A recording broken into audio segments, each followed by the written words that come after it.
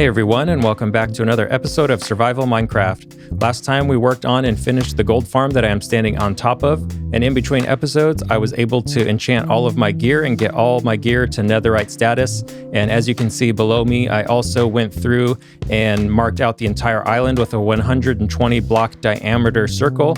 And while the base isn't going to be this shape in a static way, it's going to be a little more dynamic and natural on the edges, but I wanted to mark out the circle just so I knew the rough shape of the base that I want it to be. So those of you thinking that I'm just going to make another spawn island or spawn platform build, it's starting to look like that this way, even though it's on a larger scale, but I guarantee you the end result isn't going to be anything like that. I'm doing this video a little bit differently than I have before. Normally I would just kind of naturally go and make episodes as they would come out, as I felt I had enough material and kept it interesting enough to make an episode. But today I want to challenge myself to have 12 hours before I am done editing and uploading this video to YouTube. And I have two goals in mind that I want to make for today's episode. The first goal is to make a working iron farm. A lot of projects I'm going to need around the base are going to require iron, and I want to get the villager thing going anyways for possible villager trades later on as well. So in order to get an iron farm working, I am going to need a villager breeder, and to get a villager breeder working, I need villagers, and I'm on an island in the middle of nowhere, so getting villagers will probably be as easy as finding zombie villagers out on this ice and then capturing them over here and curing them, and then putting them far enough away from where I want the iron farm that the two villages don't interfere with each other. So that's probably easier said than done. That might take a little bit of time, but that's the first goal. The second goal for today's video is to search the nether for a bastion remnant. And notice how I say search and not find, because that's one aspect of the video I can't control. I don't have elytra and I don't have a fast way to move around the nether, so it's going to be very time consuming to try to find a bastion. I'm going to need a lot of blackstone for this base build, so I think finding one of those early on and being able to tear it down will get us a good source of blackstone right from the start. First thing I want to do is show you guys something really cool, and let's just go ahead and jump off and see if we die. As you can see, I didn't even take half damage with this netherite armor. It's pretty overpowered, I'd say. I am pretty bummed out because in order to make a village, you can't have any of these workstations nearby, and these are all pretty useful things to have around your base. Maybe not the smithing table so much, because that's just used to craft the netherite, and once you're done with that, I'll just put it away. The composter I'm going to be using quite a bit to make bone meal as soon as I get a working farm for that. And then the barrels, I really wanted to utilize a lot of these around the base. So I'm kind of conflicted as to what to do for the iron farm, if I want to put it in the base so I can get good rates, or put it somewhere else where I can AFK and then I can use barrels around the base. But I don't know. I'm just going to have to really think on that one and see. But it's just kind of a shame that I have to be forced into making that decision. So I'm just going through and making sure that my inventory is cleared out for getting this ready, and making sure that there's no workstations over here for them to link up to. I don't know if the bed is going to matter, but I'm just going to go ahead and take this out anyways, just to be safe, and I'll put that away. So I missed the nighttime window to capture some zombie villagers. As you can see, nothing spawns out here during the day. So I think while I wait for night to come again, I will just go ahead and build a little trap, or build the villager breeder system out here, and then that way it's ready for the next nighttime, and I can just pop in the zombie villagers as soon as I get them. Excuse me, sir. This is my island. Do you mind? Do you mind? All right, you can stay here if you want, I guess. Well, it's taken quite a bit longer than I thought just to find the zombie villagers, but we finally have two sorted out over here, and I just set up these tracks so I can bring them up over into the breeder. And yeah, it's just been taking a lot longer than normal just to find the villagers. Getting them cured and moved wasn't that hard. It's just a little bit of a process because I wanted to set up this track to go the other way. So once we do have villagers being bred and dropped down here, which I still have to finish the water and everything for this. Once they're dropped down there, I can actually link this up to a track here and go back the other way to hook up the iron farm in the future. Oh my gosh, there's mobs over here. This is nuts. But anyways, we have a villager over here in this little hut. We got him trapped in here, and then I have one that's all the way on the other side over here. It got kind of hectic with all the mobs spawning on the ice. And yeah, I ended up just panicking and set him up in that little hut over there. So I'm going to stay away because it is dark out and I couldn't light it up because it's on the normal ice, and I didn't want the ice to melt and him to fall in the water. And it's just a big headache. So I really hope that he stays over there and stays alive long enough for me to get him over to this breeder. So for now, I'm going to get this guy over, and hopefully this goes smoothly. So let's go ahead and get a minecart out and then start moving this guy over. Let's see, I need a lever. Do I not have any more levers? I don't have any more levers. So let's craft a couple more. I think I only need one, but we'll just use two for now. Let's see. So I can put a minecart down here. Let's see if I can put it here. Here. And then we'll push it that way. And hopefully this doesn't go up. We need to go down and hopefully that picks him up. Yep, there we go. So let's follow this guy down and hopefully he makes it in there safely. All right, looks like he's parked up on the roof. So that's good because I can just push him in the rest of the way and he will be safe and sound inside his new forever home. Later, buddy. Well, looks like he's still over here safe and sound in his little ice hut. So let's go ahead and push this minecart down and hopefully, oh, no, I don't want to get it. No, dang it. Now I got to go back and get it. I don't know. He just won't go over. I think I might have to go punch him. I don't want to use violence, bro, but I'll use violence to get you in that cart. And get in there. Yes, nailed it. All right, Steve and Steve are now in their forever home. I've tilled the soil in here and I'm going to start planting some carrots so that they have something to do in here.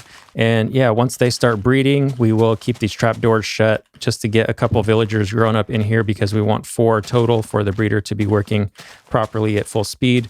And then once we get those 4 put in, we will go ahead and open those trapdoors up and let the babies born after that point will fall through into a little water platform or a water source, water stream, whatever you call it, a little water path that they will get stuck in and we will be able to sort out the villagers from there and keep the ones that we want to keep. So let's go ahead and break these out of their carts and let's do this carefully to this guy too. And you guys are now farmers in the breeder.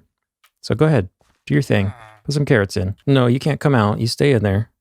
You go farm and make babies. All right, while they go ahead and get settled in, I'm gonna find a spot for the iron farm. I believe it's gonna be right around here somewhere, but I do need to chunk align it as far as I know. So I'm gonna get a texture pack that will show me the chunk borders and then I will start laying out a farm and then we will start populating it with villagers and hopefully get some iron going. All right, well, I got a texture pack on that shows the chunk borders. You can see these red lines is where the chunks are.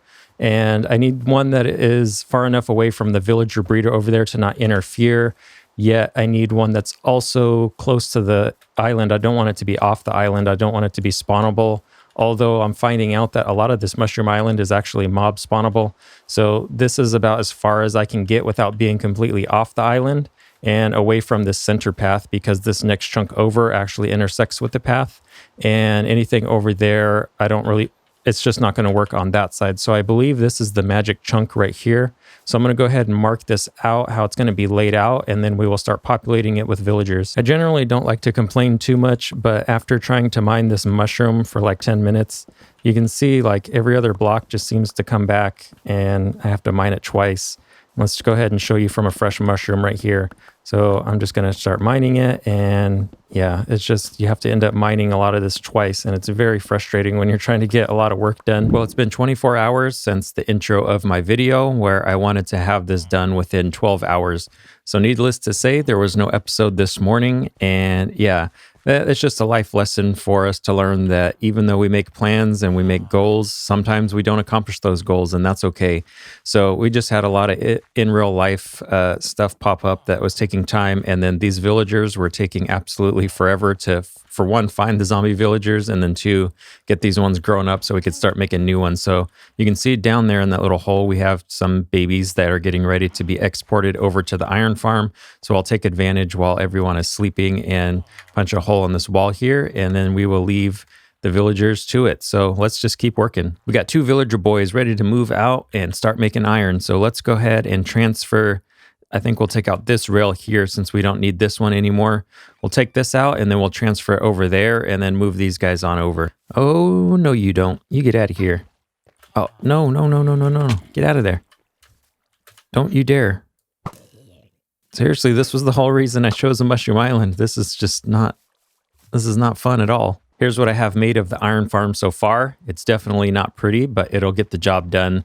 Once I get the villagers over here, most of them are going to be babies, so I'm assuming they don't count towards the villager count, and golems won't be spawning quite yet, so that'll give me time to allow them to grow up while I build the rest of the platform. I need to add in the water sources up here, and then the collection system and killing chamber for the golems downstairs.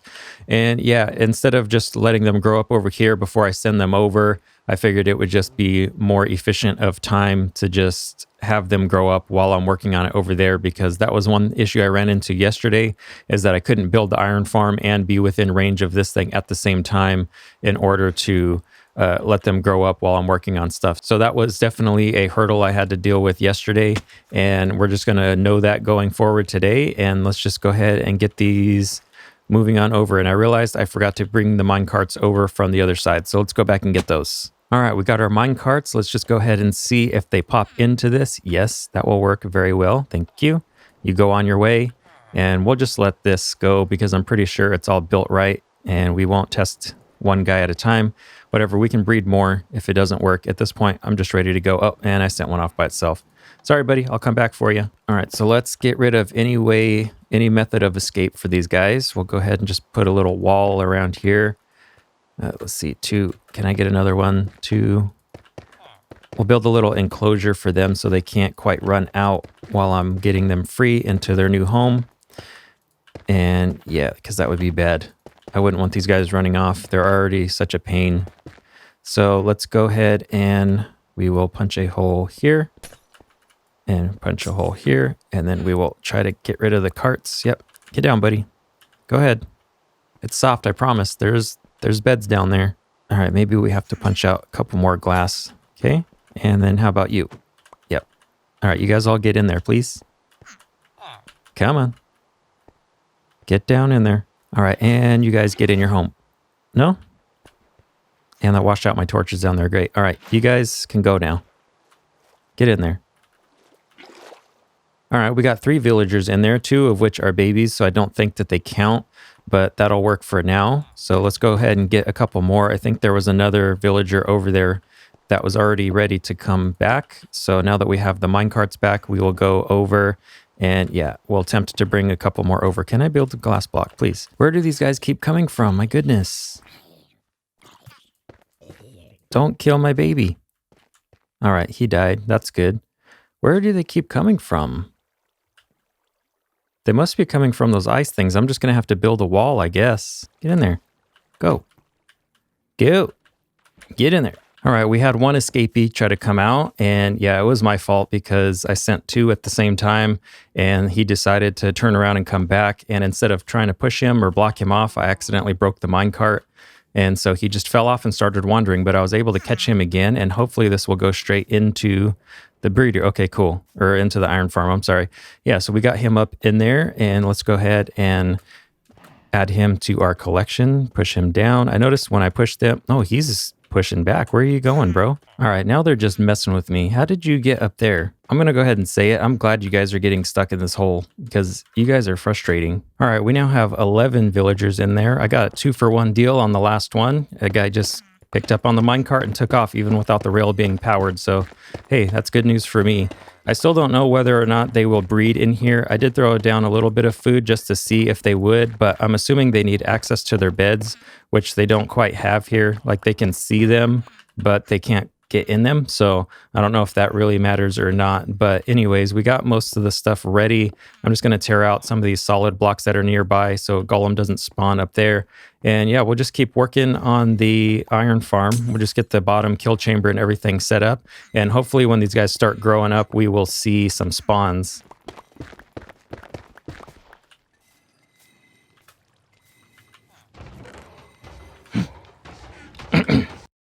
All right, now that that first goal is out of the way, finally, we are gathering some supplies to get ready to go to the Nether. We're going to go searching for a Bastion remnant. And yeah, I don't think we're going to end up finding one in this episode just because I'm really short on time, but I want to get at least this next section of the video done. What I had planned for the rest of the episode is actually a Q&A. I posted a community post on YouTube and on Twitter and asked you guys to send in your questions so I can answer them because I knew this part of the video was going to be long and boring. And I thought instead of just me rambling on about some random topic or just cutting it out completely, I would just answer some questions that you guys might have.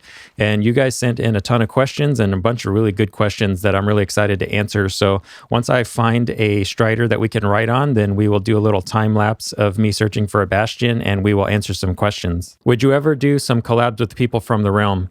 100% yes. There's actually a couple listed in the description below that do make videos. Unfortunately, this season, not all of them have been able to make episodes and have the time to dedicate to doing that. It really is a big time commitment, and I can understand why most don't do that. So the best thing I would encourage you guys to do is to head to those channels in the description and politely encourage them in their videos that you like their content and that you want them to interact and do some videos from this season. If you were asked to join Hermitcraft, would you say yes, and why? I really like how Exuma puts it. He just encourages people to start their own server with their friends and do their own thing, make their own sort of Hermitcraft server and grow that way. And that's kind of the plan that I've been taking, is just playing with the people that I'm playing with and enjoying it that way. If I join another server, it may happen, it may not, I don't know, but that's not my plan from the start. How did you come up with the name Stinky MC? And I would like to start a YouTube channel. Any tips? The original name Stinky came from, back in the AOL days when the internet really was starting to become a household thing. And I honestly don't know where the Stinky part of it came from. It was just a nickname, I guess. I honestly don't know where it came from, but it was just something I've always used as an online persona.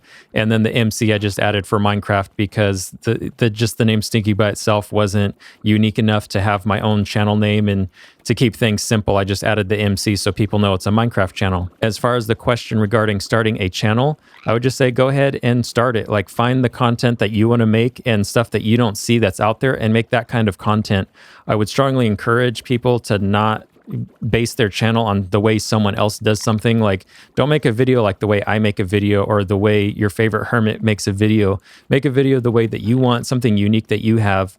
This isn't my first YouTube channel, and most of the channels that have grown really well are the ones that are unique in their own way, that have a unique approach to something and aren't just the cookie cutter type of videos you see. If there's nothing special about your channel, no one's going to want to watch it. If it's just a knockoff of a Hermitcraft person that you watch, then no one's going to want to watch it because they would just rather watch that other video instead. So I really encourage you to find a unique way to do it. And that really is the hard part about it, is being creative and being unique. But really, that's the way that your channel is going to grow and be better in the long run. Who is your favorite hermit? The answer to this question really changes every day. I think I started out watching Mumbo because it was a Redstone thing that I would watch some of his tutorials, and then realized he played on this thing called Hermitcraft. So I started watching that, finished his season 5, and then went back and started season 5 over because I wasn't there from the start.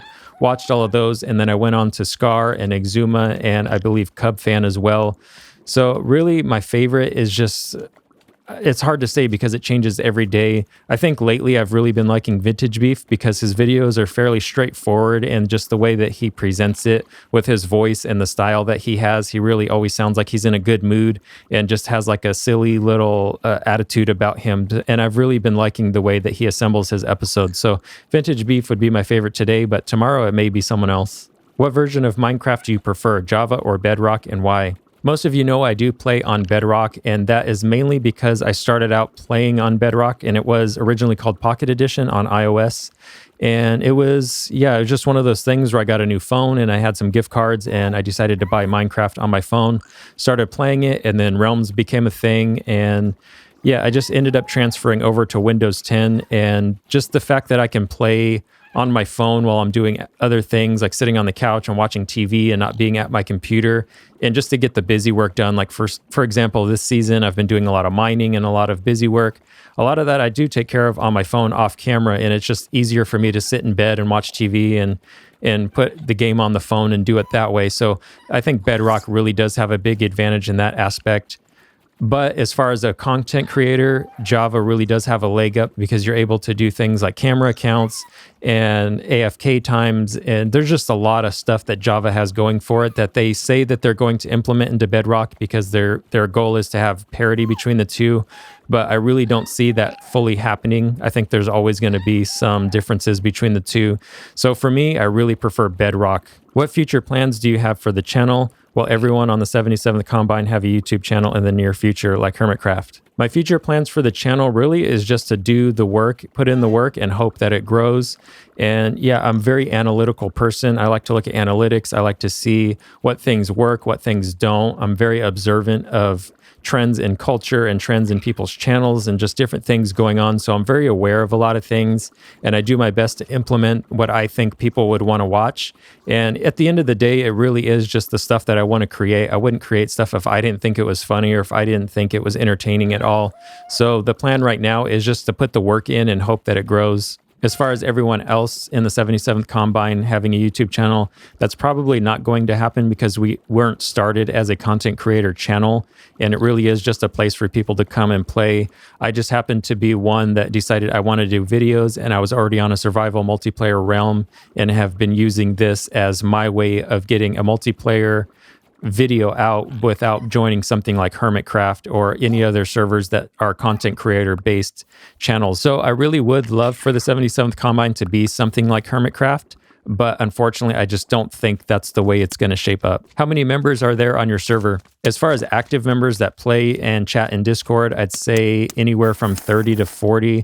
I think we hit about 50 at one time, but people drop off, and we've had our applications closed for some time just to start this new season and not have an overwhelming number of people trying to join the realm at the same time. So in the past, we've had around 50. I think right now it's probably closer to 30. Why did you decide for your skin to be a drown? This is actually a funny story. One of the first weeks on the server when I first joined the 77th Combine, one of the members, Kunal, who you see me interact with occasionally, he messaged me on Discord, or Band I think we were using at the time, and said, hey, there's a couple of people online right now. Let's change our skins to drowned and sneak up on them. This was right at the start of the aquatic update, so not everyone was familiar with the drown, and it was becoming quite the nuisance because we weren't able to fight them off properly. We didn't know where they were spawning, all that sort of thing, so it was a learning process. So it really was a perfect time to go pranking people, and we would change our skins to drowned and stand far away and throw tridents at people, and a lot of the times they would end up killing me with the bow or just whatever. It was a fun thing to do for a while. And eventually one day I just forgot to change my skin back and then decided I really liked the drowned skin. And I think one day I was looking around a skin website and found one that had a drown in a suit, and I thought that was just awesome. So I took it for mine, and that's what I've been using ever since. How long have you been playing Minecraft? I've been playing Minecraft ever since Pocket Edition came out on iOS, and I believe at that time the Nether Reactor Core was still a thing. And yeah, Pocket Edition has come a long way. Now it's called Bedrock. So back then we had limited worlds. We couldn't go off past, I want to say it was 128 blocks or 256 blocks in each direction you couldn't go past. It was a really small world, but those were fun learning days. How do you come up with something interesting to do in each new episode you make? Honestly, I wish I had a good answer for this. Sometimes it's just you're watching a video and you see something that piques your interest, like, oh, that would be a good idea. Or you're just making dinner one day and you think, oh man, it would be funny to do this or this. So you just have to get in the process of having a quick notepad. So I'll use my phone and just make quick notes of video ideas that I want to do, because you never really know when an idea is going to come, and you will forget if you don't write it down. At least I know I will. So I'm really making it a habit to write things down. As far as coming up with something interesting for every episode, unfortunately, that just doesn't always happen. I don't always know what I'm going to do when I start an episode, but sometimes things just happen organically, and those end up being really good episodes as well. So there really is no easy answer to this question. Sometimes you just have ideas, sometimes you don't. But to me, my goal for this season was to just put in the work, and hopefully that stuff will come. And so far, that's been working. Well, that's it for this Q&A, you guys. I hope you enjoyed that. If you have a question for the next one, please leave it in the comments below. Let's get back to the episode. And I believe we have finally found a bastion. I've been searching around probably close to an hour just riding this little guy. It looks like there's lots of piglins guarding this thing, so we'll have to be extra careful. I didn't bring any gold just because my armor is already so good that the damage isn't really an issue, and I have the fire resistance potions and I have the totem, so just gonna risk it and not use any gold. Oh, of course there's a lava lake over to there. Let's see if we can get in on this side. And all right, so we can just bridge across. We'll go ahead and make a double bridge just to be extra safe. So let's go ahead and break in here and see if these guys are actually going to attack us for not wearing gold. And it looks like they are. So, yep, we're just going to fight this one out, I guess. So I've been going through this bastion, digging through each dimension just to see how wide it is and the dimensions of it and everything. So it doesn't really go very far this way. But as far as this direction over here, it goes fairly long. So yeah, it's going to be a lot of blackstone to mine down, which is exactly what I wanted. I haven't really mined all the chests quite yet, but as you can see, I've gotten a little bit of crying obsidian and gilded blackstone, a little bit of gold, but not a whole ton of loot yet, just because I haven't gone looking for it. I'm actually out of time for this episode. I hope you guys enjoyed that Q&A. I think what I'll do next between episodes is start tearing this down and then dig a tunnel at Y111 because we're at 55 and I need a faster way back than the lava lake maze that I took to get here. So I'm going to do that between episodes, and next episode we will start raiding this thing fully and taking it down. So I hope you enjoy this episode. Thank you guys for submitting your questions. I hope that I got to yours and you were happy with the answer. If you guys have any more questions, feel free to leave them in the comments, and the next time I do a Q&A, I'll be sure to pull from those questions. So that's going to be it for me today. I'll see you guys next time. Bye.